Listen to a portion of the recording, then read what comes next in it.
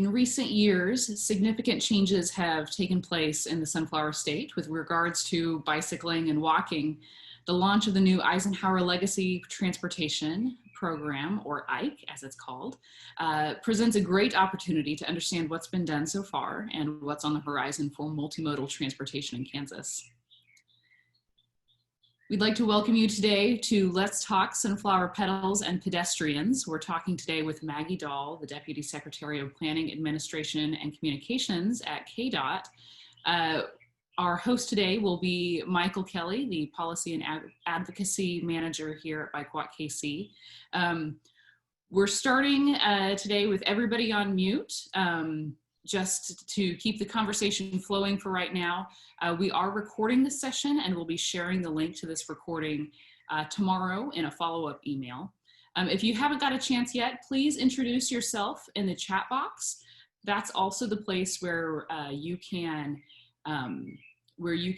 ask questions while Deputy Secretary Dahl is presenting the program today. And if you would like, we would certainly encourage you to join our advocacy email list.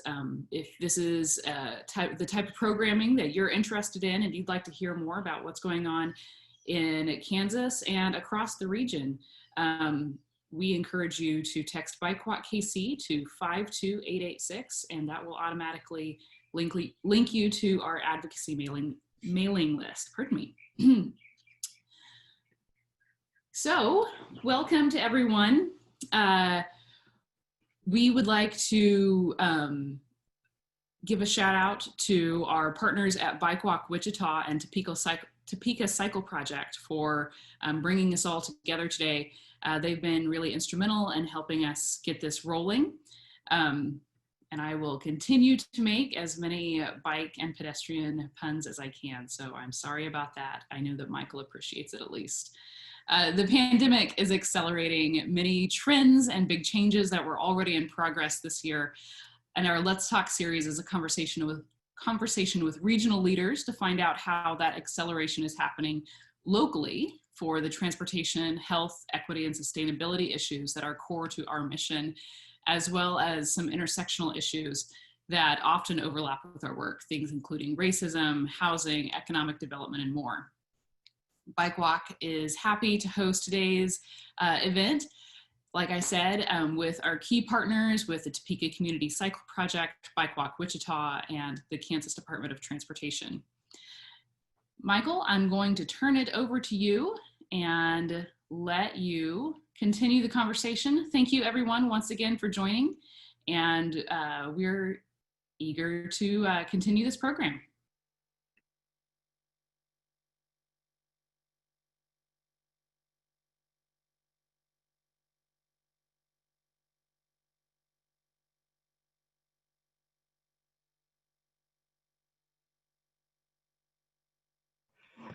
Okay, good morning, everyone. Let's see if we can get things into gear now. Promise to keep the puns to a minimum. So with us today is Deputy Secretary Maggie Dahl. She covers planning, administration, and communications for the Kansas Department of Transportation. Maggie has extensive experience leading transportation planning, policy, communication, and outreach initiatives for departments of transportation and other transportation organizations across the country.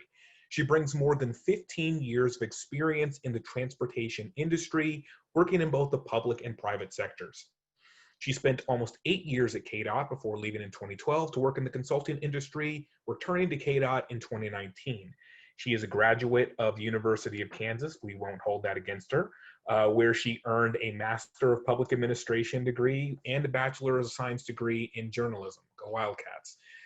In her role as Deputy Secretary, Dahl manages the divisions of Planning, Development, Administration, and Communications. We are so happy to have Deputy Secretary Dahl here today, and I am happy to pass it over to her.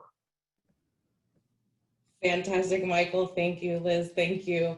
I am thrilled to be here today, even if I'm amongst maybe some Wildcat fans and a few others across the board. We're lucky that we've got some great universities across the state and nearby. So again, thank you so much for having me. It's great to see such a crowd here, and it's really fun. I spent a few years at the Kansas Department of Health and Environment in between my KDOT stints, and so seeing some familiar names and faces from that world as well. It's exciting to bring it together. Okay, I am going to share my screen here. We will take off from there. And I'll just maybe look for a thumbs up from Liz or Mike if it's okay. We're good. Awesome. Great. Well, so thank you so much for having me. Unfortunately, Secretary Lorenz, who was pictured up in the upper left-hand corner, wasn't able to be here today, but she does send her regards. The other photo you see, that's me and my family this summer, enjoying the Shunga Trail here in Topeka. I will echo and kind of build on Liz's comments earlier. I am one who has certainly become much more familiar with the bicycle and pedestrian community and amenities in our community over the last few months. So while it's been challenging, it's been really nice. My husband's been a cyclist for many years. So he got me involved, and our daughter's loving it. And it's been a really nice time to be able to get to know our community a little better and spend time together. And while things have been challenging, across the country in terms of dealing with the pandemic, it's really been, it's been a good year for transportation in that we're moving forward here at KDOT. This spring, the legislature passed the Ike legislation, as Liz mentioned earlier, and that was great to see because in Kansas, we've got a strong tradition of 10-year transportation programs. And so the Ike program does build on that. And it also continues our commitment to multimodal transportation with public transit, aviation, short line rail, and bicycle and pedestrian programs. In addition, we have more KDOT staff working on multimodal projects here at KDOT, which is also fantastic because it helps with communication internally so that we all make sure there are many voices at the table as projects and programs are being developed. And it helps with providing you, our stakeholders, additional folks to talk to here at the agency. And I want to put a plug in that as part of the Ike program, we are going to be continuing our local consult meetings. I see a lot of familiar names and faces from those that we've held over the past couple of years, and those are going to continue every 2 years. And that's a way for you to come out and talk with KDOT reps about what your priorities are, what you want to see happening with transportation in Kansas. The next round of those will be in 2021, so be sure and keep an eye out for that. So the Ike program, it's made up of several different programs and funding opportunities, many of them new to Kansas. And I am proud to say that throughout these last few months, we have launched all of the programs that were identified in the Ike legislation. So a big shout out to the KDOT team for the work that's being done in spite of many difficulties. And one of the opportunities we have under the new Ike program is really an opportunity to look more broadly at community transportation needs. We heard a lot from folks as we went out to our initial local consult conversations that they're looking for KDOT to help look a little broader about not just roads, not just bridges, not just bike paths, but really holistically as a community, what are the transportation and quality of life needs? So for example, earlier this summer, we announced 40 projects that are going to go into our development pipeline. These are highway modernization and expansion projects that we need to start design work on. So those don't explicitly call out bicycle or pedestrian facilities, but that doesn't mean there aren't opportunities there for those to be included. And actually the timing is perfect because this is the stage in the game early on before design work has started that we need to be having those conversations. And I will tell you, you have two fantastic resources of information and advocates and Matt and Jenny who are working with our project design teams and are well-respected resources so that we can be having those conversations early on to see what opportunities exist. And then several new programs. I'm going to show you a few of those as well as some of the ones that are going to continue along the way. where we have some different opportunities. So first I want to talk a little bit about the Transportation Alternatives Program. I'm sure familiar to many of you. Over the last decade, the program has funded nearly 240 projects totaling over $98 million. Those have included bike ped facilities such as sidewalks, multi-use paths, bike lanes, streetscaping, as well as continued investment in the Flint Hills Trail. Projects that provide safe and ideally protected connections for cyclists and pedestrians with safe crossings to and from destinations such as the grocery store, schools, and employment are high priority projects, and those are especially competitive in this program. And while sidewalks and ADA compliant curbs are commonly funded elements, the TA program promotes effective solutions for greater safety and comfort, including the buffered bike lanes in Topeka and bulb outs and innovative water drainage systems in Hiawatha, and both of those are shown on the screen. I was really proud of the team, and I'm pleased to see that a new strategy that was implemented this year for some future funding opportunities was a pre-application concept paper requirement, and then greater promotion to include community health partners. And I really like this concept paper enabled KDOT staff to provide some feedback before the official application process. And that helps communities develop the strongest applications possible. And so happy to see that. And I hope I'll be curious to hear what feedback we as staff get, and if that's a helpful step in the process. Here at KDOT, we also provide the opportunity to apply for funds under the Buses and Bus Facilities Infrastructure Investment Program and our state transit funding programs. So again, this is another opportunity where to look for improvements in bike ped facilities. So in this case, we can fund bike ped facilities when they're connected to a public transit, because we know most transit trips begin and end with walking or cycling. So this is a natural connection. Showing here an example from a recently funded project is the Naismith Drive Mobility Enhancement Project in Lawrence that's going to build sidewalks to connect existing transit stops. That top photo shows a section of Naismith in need of a sidewalk connector, and then the bottom, another section showing a more accessible transit stop and what this opportunity can help fund. Another of the new programs that we have under IKE and that have launched here in Kansas is the cost share program that's been wildly popular all across the state. Started in 2019 and funds projects that improve safety, support job retention and growth, and improve access or mobility, relieve congestion, and improve the transportation system. And bike ped projects that have bike ped elements or focus on bike ped improvements are eligible under this program. We just had a recent call for projects that just closed, but these will continue annually throughout the IKE program. But an example of one of the projects that was selected, I think in the last round, in Overland Park, a project to construct a 10-foot wide multi-use path along 91st Street. It's going to serve as an important connector from neighborhoods to employment, popular retail destinations, and other recreation opportunities. So I would encourage all across the state, like this is a good opportunity, and we've seen some really good projects presented in urban areas as well as in more rural areas that have been popular in communities. So these projects and programs that I just talked about, those are going to continue. And in addition, we have some other KDOT planning initiatives that are in the works, which includes some revised policies and guides, and some recently finalized guides that will further our efforts towards a process that's committed to multimodal strategies and breaking down silos. And I want to reiterate that real quick.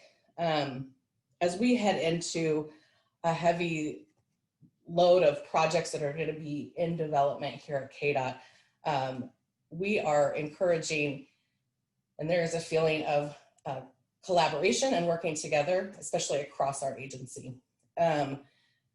We're trying really to get out of that silo mindset of, well, this is a bike ped program, so we only talk to bike ped folks, or this is a highway project, so we only talk to the public works director of the community that we're working in. I mean, it shouldn't be that way. It's not going to be that way. And we're going to make sure from the very beginning, we've got Jenny and Matt at the table with the design folks. We've got other planning staff at the table so that we are understanding community needs and community wishes as we are starting to develop projects and make improvements to the transportation system across the state.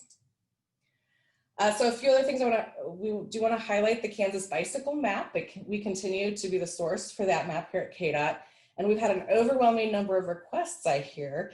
The latest map that was printed this summer, we had over 1,000 requests and have shipped nearly 8,000 maps to date. So I'm one of those who the pandemic has certainly piqued my interest and is probably a cause for a lot of those additional requests, which is fantastic. We've got a beautiful state and a lot of good things for people to see and do.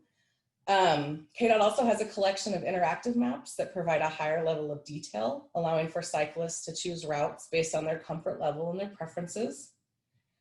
And we also have a new bike map order portal that includes an opt-in so you can get future information on news or events or requests for feedback, so you can be sure to stay involved. So that's another great way. Get a bike map and make sure that you're staying in the loop on all the things that are happening. And there's a link on there. It's tremendously long and those are always hard, but I hear Liz is going to be sending out information tomorrow, so we can certainly include that so it's a little easier to access. Also, US Bike Route 76 and 66 were designated in 2015 and 2018, respectively. Over the past few years, in response to an increase in crashes leading to injuries and fatalities along these routes, KDOT and the Adventure Cycling Association coordinated on several safety efforts to improve conditions and experiences, including rerouting, signage, and the development of a safety plan.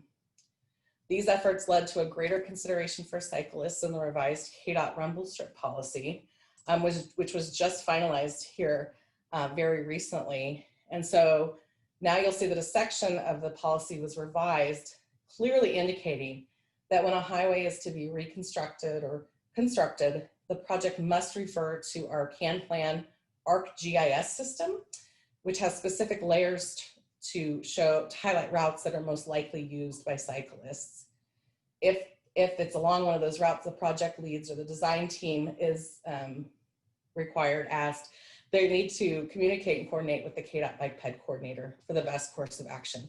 So there's another example of where we're really working to make sure we have all the needed voices at the table to have a conversation about what the best path forward is. Another great thing that we just released our 2020 Strategic Highway Safety Plan. It was published online October 1st. And shockingly a bit to me, but I'm happy to hear it now has its first chapter or an emphasis area team that's focused on pedestrian bicycle safety. The chapter in the safety plan is supplemented by an action plan, which was a really important component, I think, of this new plan, that we actually have identified actionable steps, and we've worked with community partners to identify what those steps are. And happy to say that many of those action items are either in development or soon to be implemented. There's a graphic there on the screen. It's from the Strategic Highway Safety Plan, and it underscores the need to provide appropriate, safe infrastructure, such as high visibility crosswalks and bikeways to reduce fatalities. Protecting non-motorists by reducing the frequency and severity of crashes is a primary safety emphasis of the plan. And I will tell you, so I get from the Kansas Highway Patrol every time there's a fatality crash on a Kansas roadway that the KHP is involved with, I get a report, and they're increasing, and we're seeing that nationwide, that we're seeing injury and fatality rates increasing. And I feel like I've seen the number that have involved either a pedestrian or a cyclist increasing as well. And those are heartbreaking to read. They're really, it's pretty disturbing to see. And so I know our team is committed, and I know I will tell you that you have a leadership team at KDOT that is committed to working on safety and making that and continuing to make that a top priority. The state highway crosswalk projects. So multimodal funds in 2020 were used to hire consultants to design and implement crosswalk improvement projects in communities with completed engineering studies that are on or near state highway systems. And these are studies using proven safety countermeasures developed by FHWA's STEP program, which is safe transportation for every pedestrian. There are currently 5 active projects in the works making pedestrian safety improvements on and across the state highway system, focusing on those proven countermeasures. And this photo here, the photo you see here, is preliminary design work of a state highway crossing and improvement in Russell in the western part of the state. Early in 2020, Tool Design was hired to help us develop a statewide active transportation plan and economic impact study. I'm also thrilled to see this. When I first came back to KDOT and we did our first round of listening and local consult meetings, hearing from folks across the state that they really felt like this was the first big step, a needed step in making improvements here in Kansas, and really having a plan in place so that everybody's working from the same, working in the same direction. So I'm thrilled to see that. It's expected to be completed fall of 2021. And one of the deliverables is a crash risk assessment and a production of a crash analysis report, an active transportation priority tool. Public engagement efforts will begin this fall, and I really do hope that you all get involved in this process. I'm excited to see what we hear and who we hear from, and look forward to getting this put together over the next year. And then KDOT is moving towards removing silos and allowing for greater integration of a transportation system that's multimodal in funding, planning, design, and construction phases. Again, to the message I've hopefully been delivering over the last several slides that we really are, and I hope you are seeing changes and we'll see continued changes, working to a more holistic approach.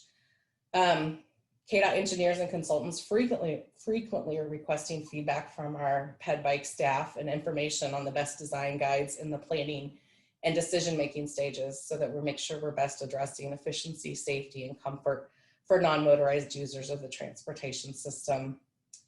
Pedestrian and cyclist considerations and priority corridors will be included in the performance-based practical design process. And that process will include PedBike checklist and mapping tool to highlight corridors with varying levels of potential for multimodal activity, so that these can be referenced in the beginning stages of planning and design work of various KDOT projects.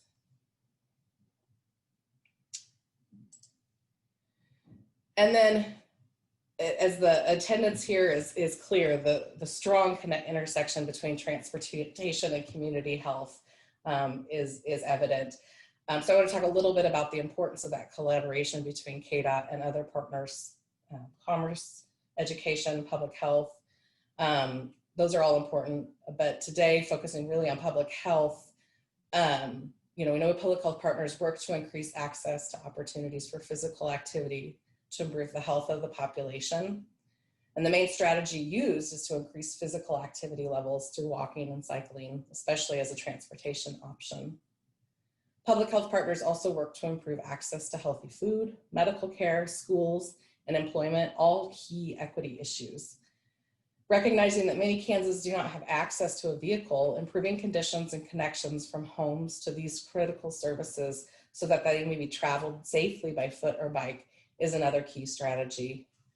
Our public health partners play an important role in informing and urging local leaders to improve the policies, systems, and environments that support walking and cycling. For over a decade, KDHE, the Kansas Health Foundation, and later Blue Cross Blue Shield have been funding communities to develop bicycle and pedestrian plans and supportive policies, placing them at a high level of readiness for infrastructure change and community buy-in. KDOT funding is critical for the implementation of the community plans using funding that can go towards construction. Collaborating closely with our public health and other key partners, as well as internally across KDOT programs, will help communities advance their work around active transportation more effectively, efficiently, and in a timelier manner. kind of a loose connection example, but recently down in Southeast Kansas, we have a community where the only grocery store is across a highway, a busy highway, and folks who choose not to use a car or don't have access to a car are struggling to get across that highway in a safe way. We've got several KDOT folks involved now with that community, talking through what could those options be. We're looking at some transit options, also looking at what other, are there different improvements we could make at an intersection to make a safer and better situation. So I tell you that story to show you that we really, resources are limited and we always have to balance many things, but we are always going to be open to the conversation. I can imagine that we'll be able to meet in the middle a lot of times on what the improvement can be. So I just encourage you to reach out. I think you do, and I know you have great resources in Matt and Jenny, like I said earlier, but do know that we are listening.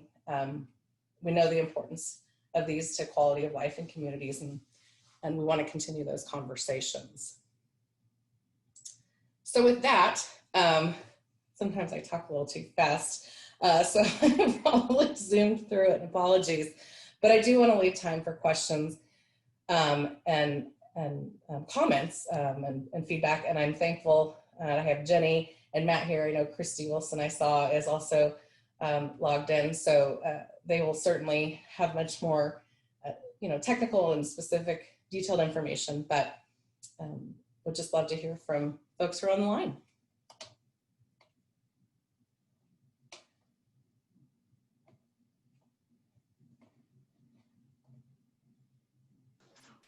Okay, Deputy Secretary Dahl, again, thank you for a very, very informative presentation. Covered a lot of what we were hoping to have discussed here. So, but there are a few things I wanted to just sort of follow up on before we go over to questions. So I already see there are a couple here, but again, just want to encourage folks as we're talking, if any questions come up for you, please feel free to drop them in the chat, and we will try to get through as many of them as we can before our time is up. So, with regards to economic development and trail investment, would you be able to talk a little bit more about what some of the conversations have been like with some of the the commerce officials about trying to make that connection between investing in trails as something to help sustain the economic vitality of a community? Sure, I will say, for one thing, I will make sure I'm not muted. I'm notorious for not unmuting. I will say, so early on, when I came back, we had lots of conversations across the state and really into the future local consult meetings. And over again, we heard quality of life, how critical that is all across the state. I mean, and it means a little something different, in different places that you go, but that's clearly something communities are interested in. Also, and that plays so much into employment and being able to employ people in communities and keep them there. I'm really excited. I know we've seen some good, there's been a couple of studies in terms of economic impact of different events that are centered around cycling. But the study that is being worked on now that's going to include an economic impact component, I think will be very helpful in helping us tell that story. I work in an engineering agency that there's no number that people here don't love. And so anytime that we can find a way to quantify something, it certainly is helpful in the conversation. So I will say that information and that study is certainly going to be very helpful in terms of continuing those conversations.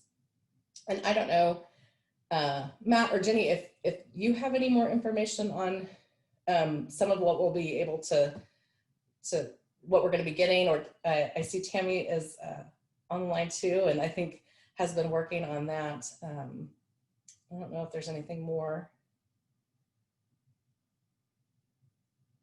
Not seeing any clamoring. So I would say, again, whatever we can do to come at something with good data is always going to help us make our case.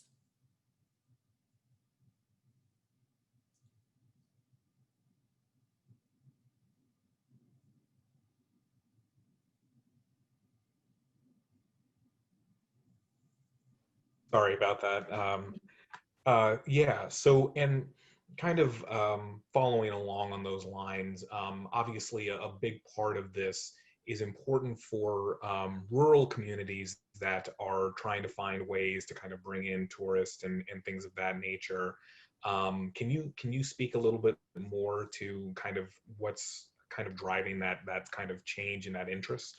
Sure. I would say, if anything, the last few months has just made it clearer that we can work about anywhere.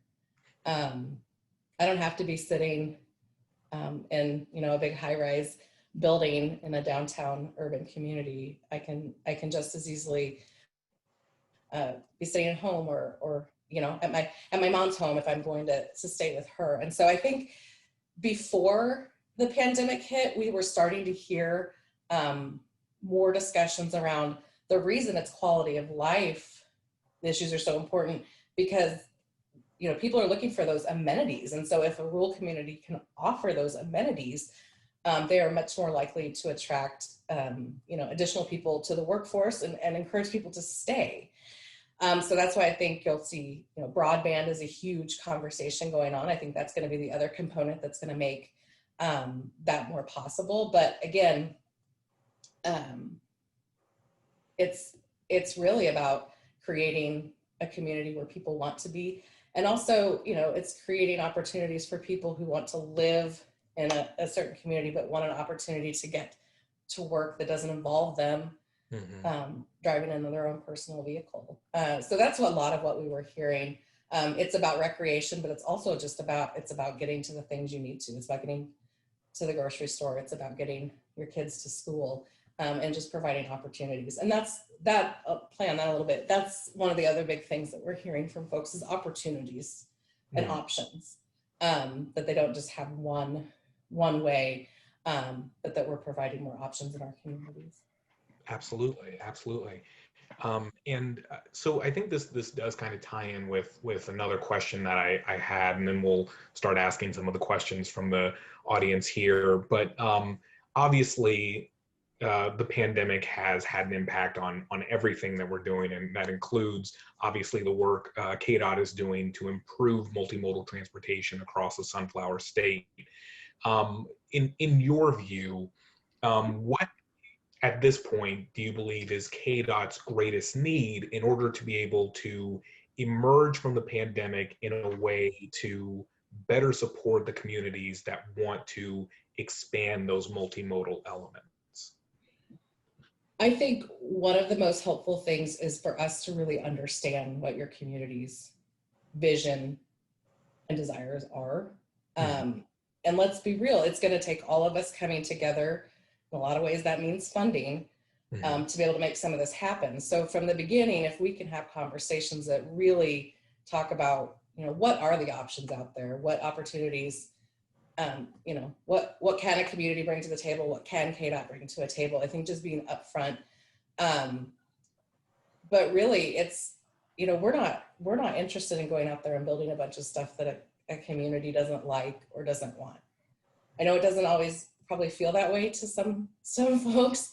And I know it's, we've had some bumps in the road, but we really do want to help a community achieve their vision. And a lot of times there's some differing visions within a single community. But I think in that way, helping us understand what you're trying to accomplish and so coming out and saying, we just really want a sidewalk. We just really want a trail.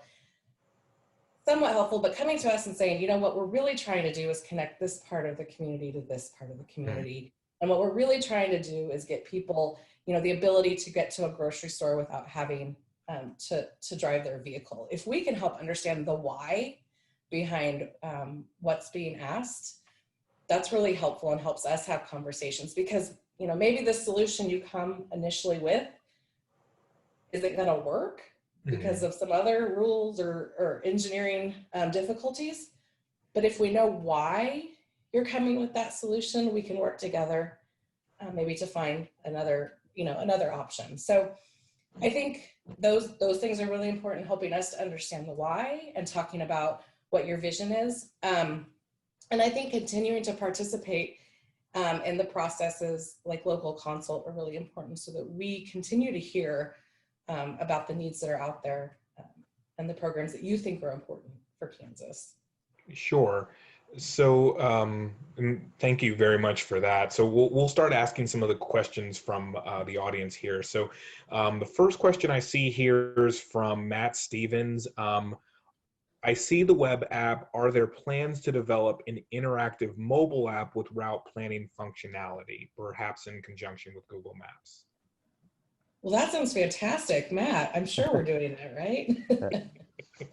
Actually, I was going to say, take it away, Maggie. This one's all you. Obviously, that's the type of stuff that is something that has been considered. We're nowhere near in the range of making that a reality anytime soon.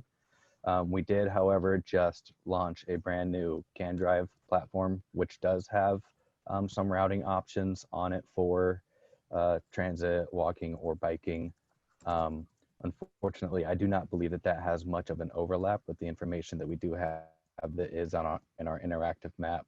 But we do need to make a platform that does have that interconnectivity. And I see later questions down the line talking about specific data from Strava or from Google Maps data. And obviously, now that we have continued state funding thanks to Ike, those are the types of things that we may be able to purchase, because in addition to hearing from communities of what they want, data is probably going to be one of the biggest things that we need to make decisions.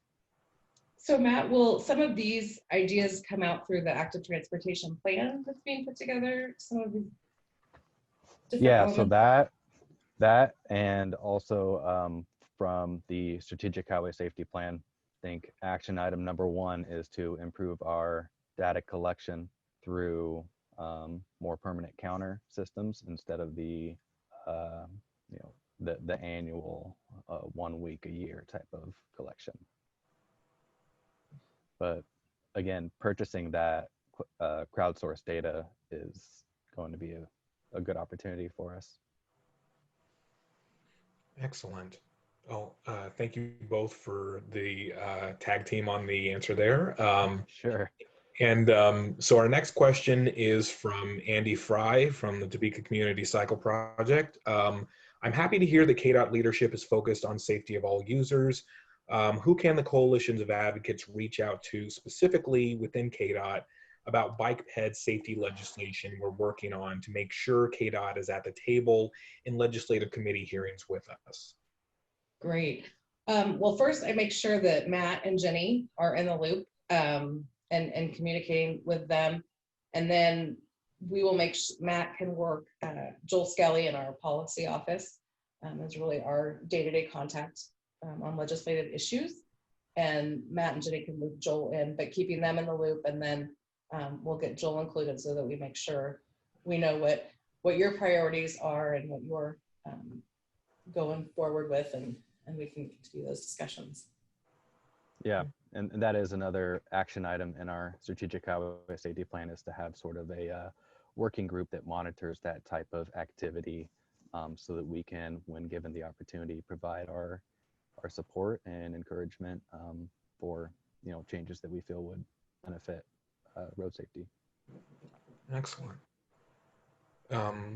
Okay, so our next question is from Ralph Crumans, and I apologize if I mispronounced your name, Ralph.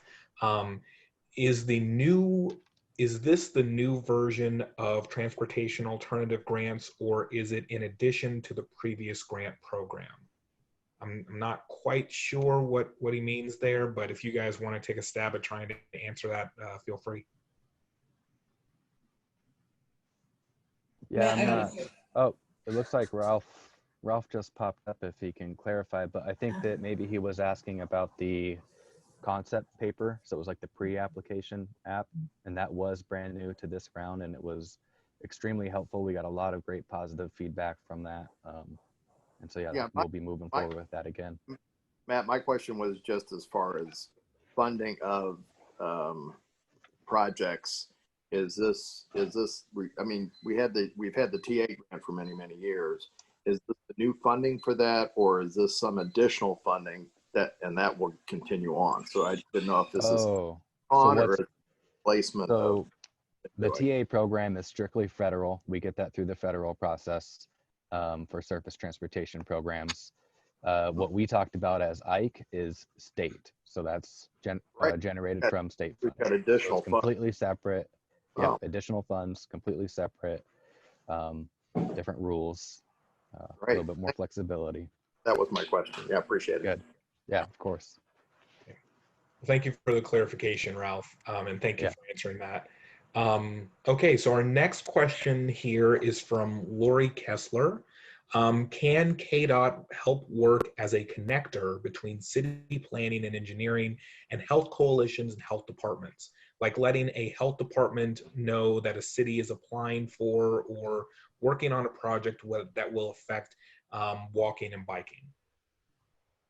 It's a really good question, and something we certainly should and want to be involved in doing.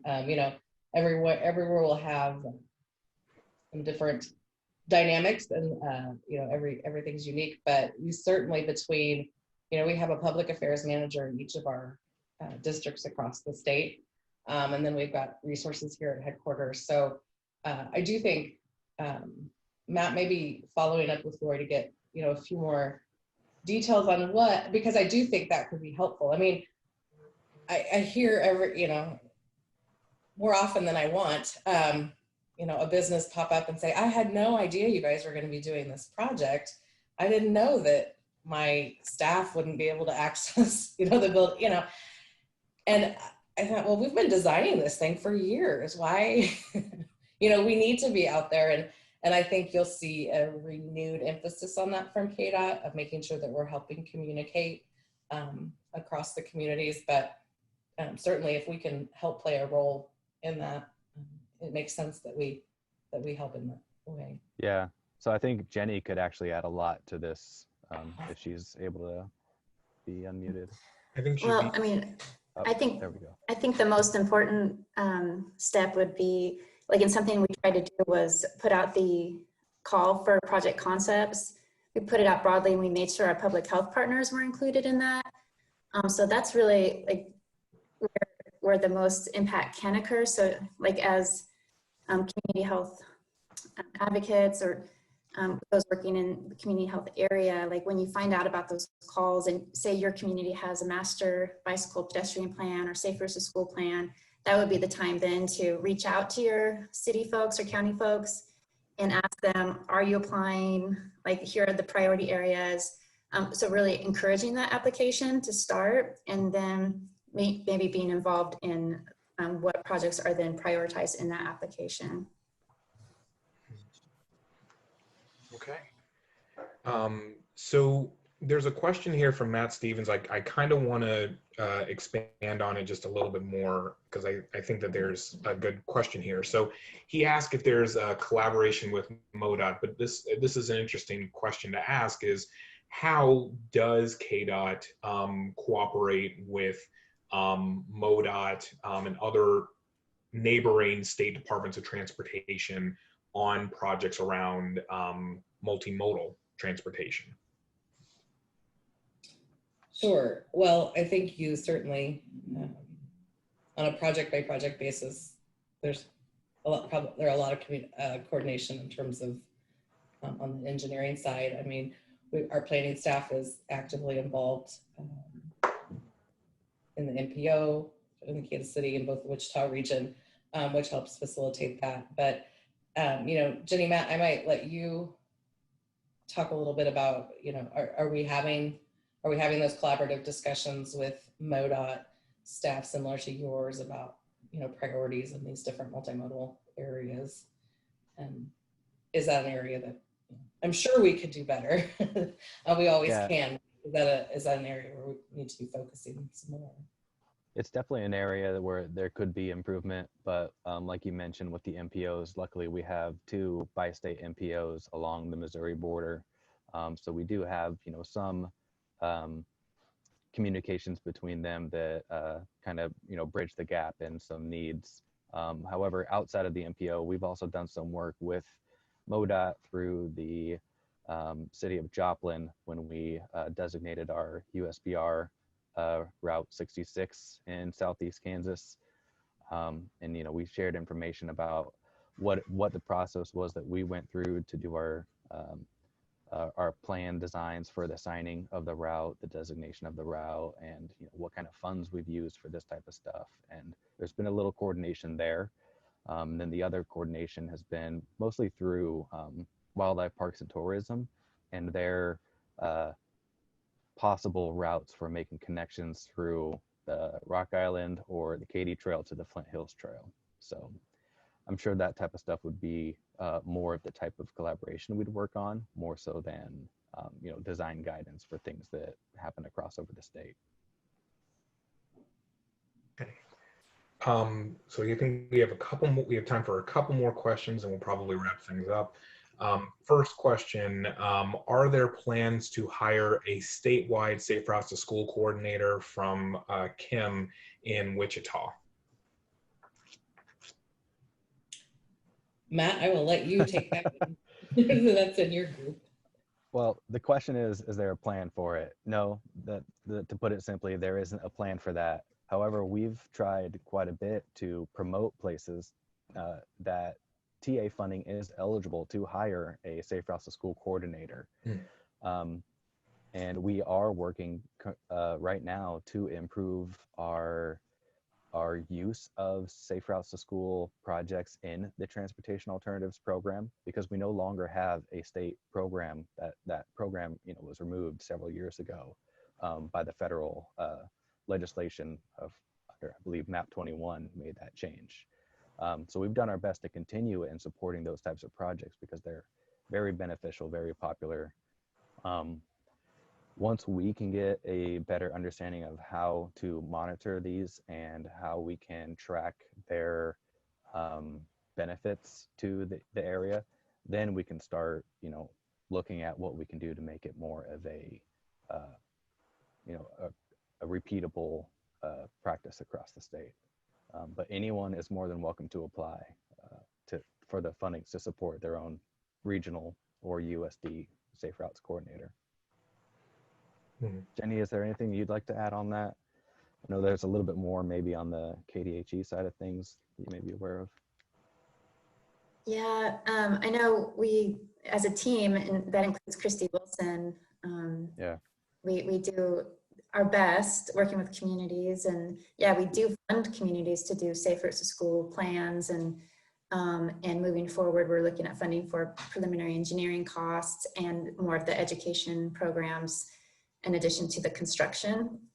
So a lot of times, like, the funding does allow for a consultant to come in and help out, but then, I mean, that's really where I see, like, before we have an actual Safe Routes to School coordinator working on that 100% of the time, like, our public health partners, coalitions are really integral, like, in working locally. So that's where, like, CDRR pathways can come in, help build those coalitions and get that buy-in for those types of improvements, to help apply for the plan, or even develop a master plan without KDOT funding as possible, to prepare them for those higher funding levels.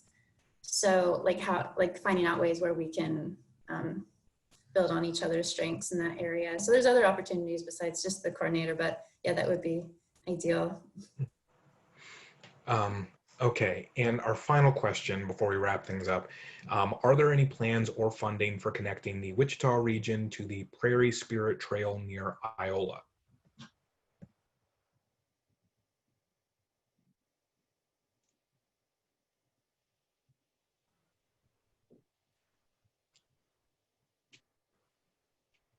Matt or Jenny, or That's to anyone. And I think, Jenny, if you're trying to say something, I think you're still muted.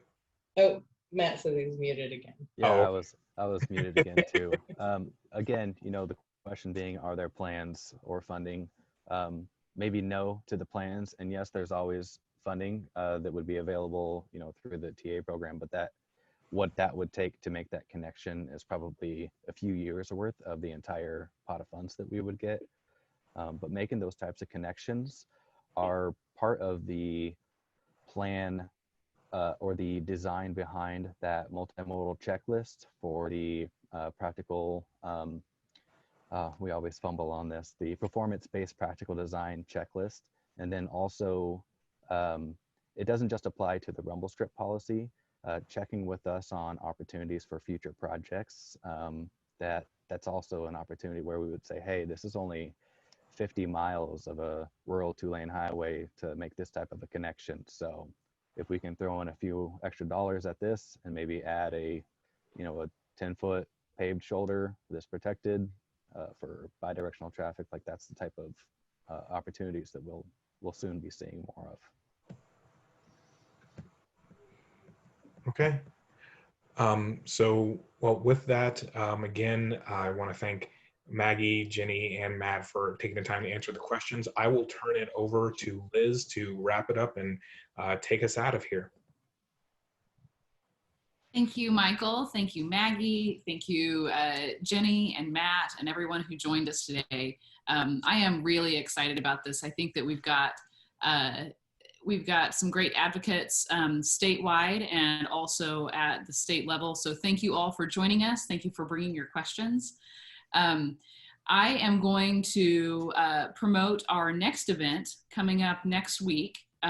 We are going to talk with Terry Barnes, who is the president and founder of the NIA Project, and she's also the convener of Black Women Get Fit, which is an event that it happened last weekend this year, but it has been growing and booming across the Kansas City region lately. And Terry she is passionate about Black women's health and happiness, and she is a real expert at getting people together for active living. So if that is something that you would like to learn more about, and Terry's experience with how to gather people in the name of health and wellness, then please join us next week. I'll send out that link in the email tomorrow. I'd also like to thank our funders and our friends who helped make this possible today: the Health Forward Foundation, Hall Family Foundation, Enterprise Bank, Blue Cross and Blue Shield, My Sidewalk, the Shoemaker Family Foundation, and of course, Bike Casey's members and sponsors, as well as the Topeka Community Cycle Project and Bike Walk Wichita and KDOT. Thank you all for making this possible today. I will send out that follow-up email tomorrow, so look for that. I'll address some of the I'll send out some links in case there are some things that you'd like to do some of your own research on, as well as I know we mentioned like the bike maps. That will be in there. I promise you don't have to like screenshot that URL. I'll take care of that for you. And we'll also make sure to make some connections. So when you are ready to reach out in the future to build those relationships, we are happy to make that connection for you. So thank you all again for joining us. Thank you for sharing and asking questions. Thank you for building active communities and active living right where you are. We appreciate all of that. Have a great afternoon, and we'll see you next time. Thank you.